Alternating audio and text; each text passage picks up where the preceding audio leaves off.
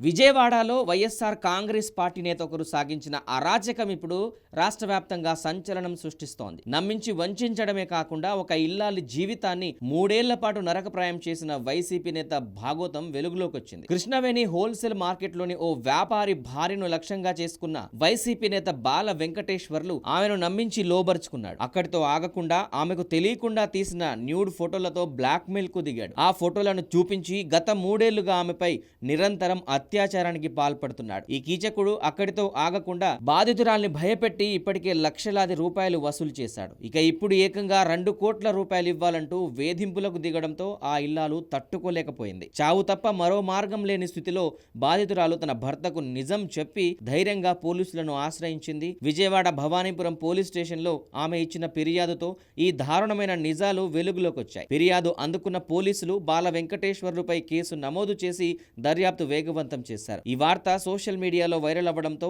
రాజకీయ బలంతో ఇలాంటి దారుణాలకు పాల్పడేవారిని కఠినంగా శిక్షించాలని నెటిజన్లు డిమాండ్ చేస్తున్నారు.